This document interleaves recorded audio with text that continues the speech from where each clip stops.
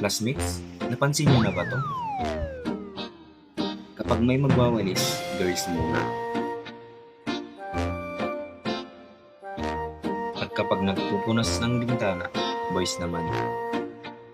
Tapos pag magpapasura o magbubuhat ng mabibigat na bagay ay boys ulit. Pero wait lang, fair ba talaga yun? Hello everyone! Ngayon, pag-uusapan natin ang gender inequality sa school chores. Ang advocacy namin ay tungkol sa gender inequality. Nangyayari ito, hindi pantay ang pagtrato sa mga lalaki at sa mga babae dahil lang sa kanilang kasarian. Sa school, madalas nating naririnig na girls ang maglilinis o kaya boys ang magbubuhat. Kahit pare-pareho naman tayong gumagamit ng classroom, hindi naman masama ang maglinis o magbuhat.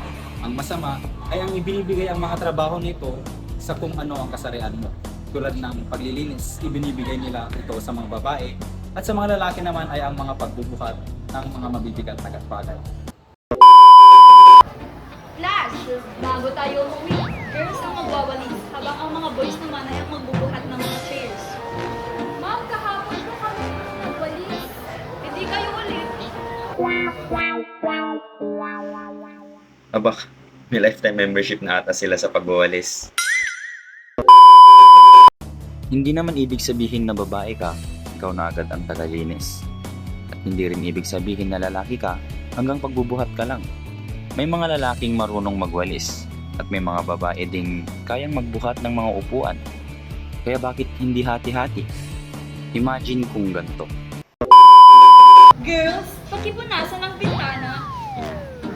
Okay po. Boys, anong gagawin nyo? Wait. Ha? Support group ba kayo o classmates? Lahat tayo gumagamit ng classroom, kaya lahat din dapat tumutulong. Kapag hinayaan natin ang mga ganitong pangyayari, parang ginagawa na lang nating normal ang mga pagbibigay ng mga gawain sa ukol sa kanilang kasarian. At isipin natin, kung lahat tayo gumagamit ng classroom, bakit parang may piling tao lang na kailangan gumawa ng certain chores? Hindi naman dahil babae ka, automatic ikaw na ang maglilinis. At hindi rin dahil lalaki ka, ikaw na agad ang magbubuhat. Parang sa pagmamahal lang, hindi naman pwedeng isang tao lang ang laging nagbibigay ng effort, habang yung isa ay puro tanggap.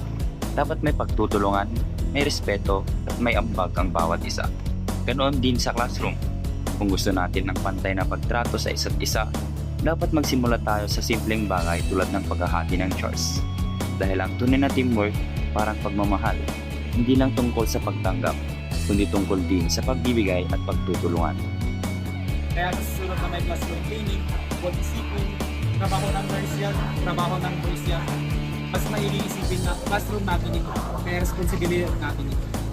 Ako si Shane, at kung nagustuhan niyo ang vlog nito, salamat sa panonood. Oops! Di ba na boss ang Tara na, dahil wala